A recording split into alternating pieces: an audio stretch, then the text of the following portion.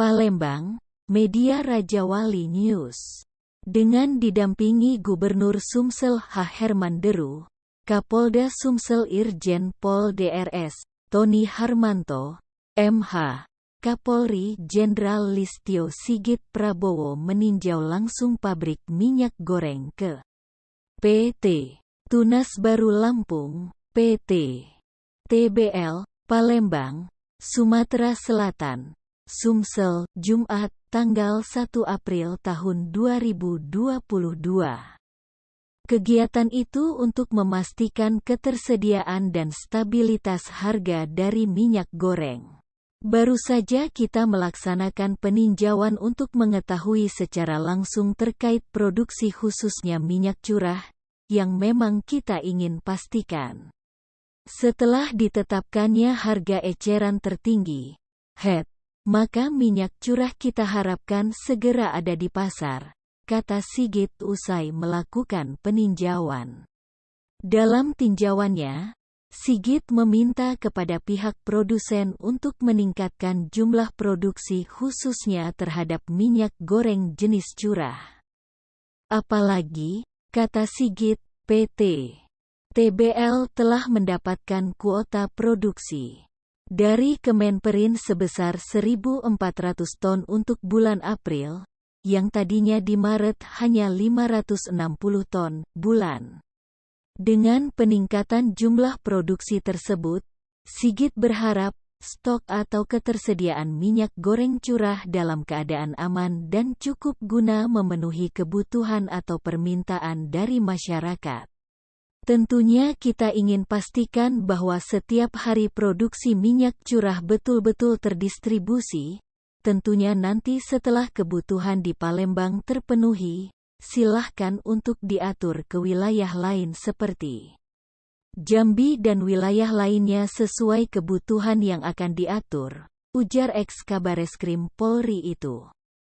Meski begitu, dalam tinjauannya kali ini, Sigit mengaku pihak pabrik sampaikan ada sedikit masalah soal kekurangan bahan baku buah tandan segar. Mendengar hal itu, Sigit menyebut akan melakukan pengecekan lebih lanjut terkait dengan hal tersebut. Namun demikian kita harapkan produksi sesuai target yang diberikan Kemenperindak betul-betul bisa dipenuhi oleh PT TBL, ucap mantan Kapolda Banten itu. Karena kita akan masuk bulan Ramadan, sehingga diharapkan segera bisa terpenuhi.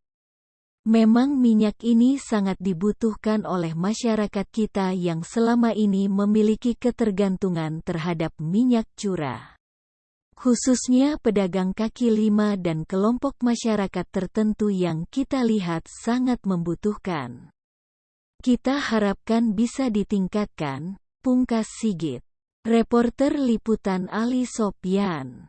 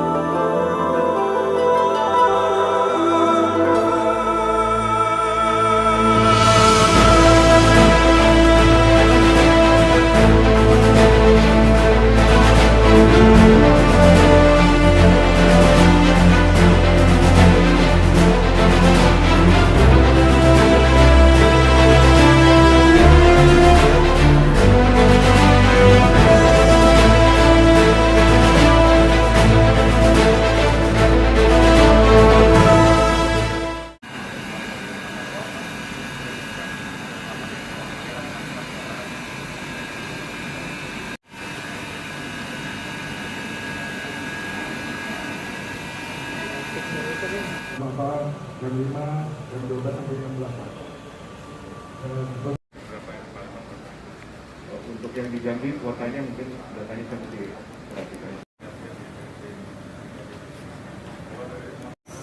tambah satu Pak. Yang membedakan ininya Pak. Ini kan curah. Ini minyak curah Pak. Jadi curah itu awalnya dari refinery itu ini Pak. Namanya HBDPO. Ya, HBDPO ini belum jadi minyak goreng ini. Jadi belum. Ini minyak goreng. Bentuknya mirip. Iya, betul. Iya, betul Pak. Setelah kita pisahkan sterilnya atau yang putih-putih ini, margarin ini. Nanti ada proses lagi kalau margarin. Menjadilah hanya minyak goreng. Iya, ini 5. Salah satunya hadir di sini juga untuk dibuat atau menyalurkan dari luar. Setelah kedua penyebar lagi Pak, dari agen-agen lagi Pak. Nah itu sistem penyebarannya seperti itu. Sedikit di sini contoh-contoh adalah kemasan yang dikemas yang kayak di PT Semarang itu D1 di sedang diserap. Kebetulan beliaunya ada sini juga, ini D1. Dari D1 menyebar lagi ke D2. D2 itu distribusi ke mundur.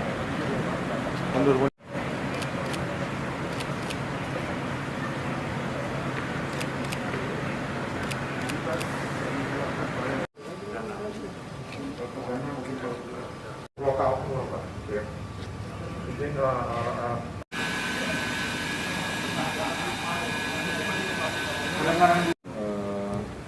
menurun, hasil panennya menurun,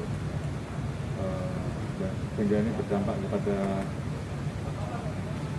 barang yang dikirim ke produsen hari. Produksi minyak curah ini betul-betul terdistribusi. Nanti setelah kebutuhan di Palembang terpenuhi, tentunya silakan untuk diatur wilayah-wilayah lain seperti Jambi dan beberapa wilayah yang akan diatur. Tentunya Kemenperin yang sebelumnya sekitar 560 ton ya, untuk mengetahui secara langsung terkait dengan produksi khususnya minyak curah yang memang Kayak zaman dulu semuanya terbukti Bapak. Sekarang banyak.